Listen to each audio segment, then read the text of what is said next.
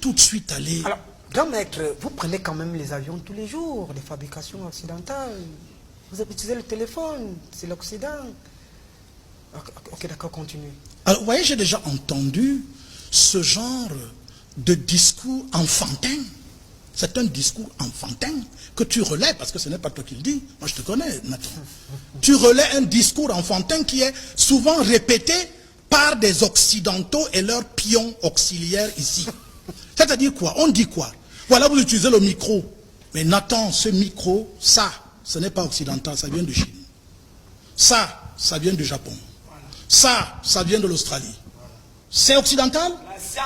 S'il vous plaît, arrêtez de nous considérer, parce que le problème c'est que dans votre subconscient, vous les suppôts de l'Occident, dans votre subconscient, vous continuez à nous voir comme on était au moment où vous êtes venus nous agresser il y a 2000 ans, 3000 ans. Non, on n'est plus à ce stade. Non. À l'heure actuelle, l'Afrique est en train de renaître.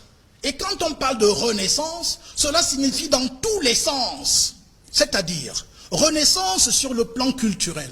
Parce que vous nous avez agressés, vous nous avez humiliés, vous nous avez chosifiés. Et aujourd'hui, nous avons été calmes. Parce que notre religion ne commande pas qu'on aille en guerre contre les gens qu'on aime. C'est pour ça que tout à l'heure je disais dès l'entame, l'Africain est un religieux par excellence, parce que ce monsieur n'a jamais traversé les océans pour aller attaquer un autre peuple. Dites-moi cela, dans quelle histoire vous avez appris ça? Où? C'est ça qu'on appelle la religion. C'est ce qu'on appelle l'amour. C'est ce qu'on appelle la tolérance. L'Africain a été agressé de toutes parts et il a laissé tout le monde venir, y compris la Rose-Croix, la franc-maçonnerie, tout le monde vient. C'est pas africain, l'islam est là. Non, je suis en train de parler, nous parlons de la culture. D'accord. Alors, je voudrais donc dire que lorsque en même temps des gens font semblant d'être africains, j'ai encore dit, je me souviens dans notre forum, j'ai dit par exemple concernant M. Etoundi que vous êtes noir mais vous n'êtes pas africain. Et je sais pourquoi je le lui ai dit. Parce qu'un Africain se caractérise par, un, il a un comportement de vie. Deux, il a un mode de pensée. Trois, il y a une relation entre son environnement et lui-même. Et il y a des valeurs qu'il soutient. Et or, ces valeurs sont aux antipodes de ce que l'Occident a voulu nous imposer. Alors, nous avons accepté cela parce que nous étions pacifistes. On est allé agresser personne. Et maintenant, nous disons à tous ces gens, ces prédateurs, quittez le continent africain que vous avez envahi en nous imposant une culture qui n'est pas la nôtre. Vous voulez chasser Dr Etoundi de chez lui? Je dis bien, je vous demande de libérer le continent africain que vous avez enchaîné avec votre culture totalement basse. Et je m'explique.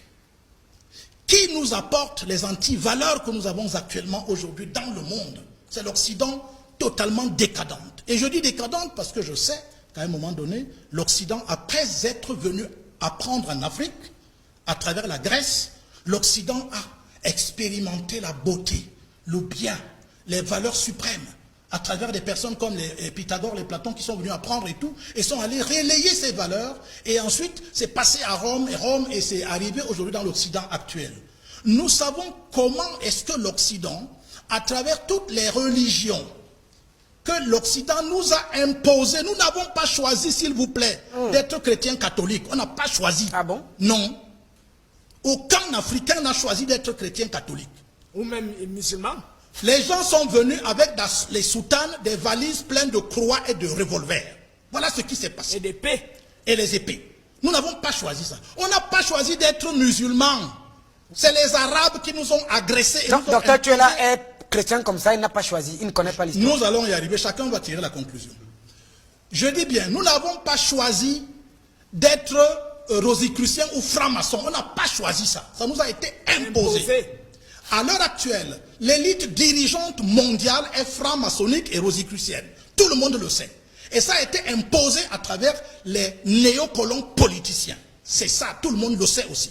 Alors maintenant qu'on a dit dans ça, je voudrais dire que l'Afrique a donc une religion de paix, une religion d'amour, une religion d'acceptation et d'accueil d'hospitalité.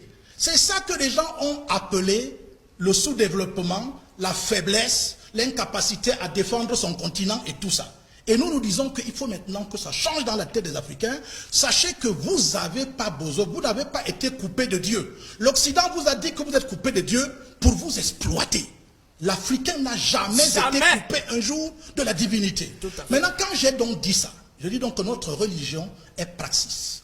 Notre religion est pratique de vie. D'accord, on va évoluer. Voilà donc ce que je voulais donner déjà comme premier jet. Merci.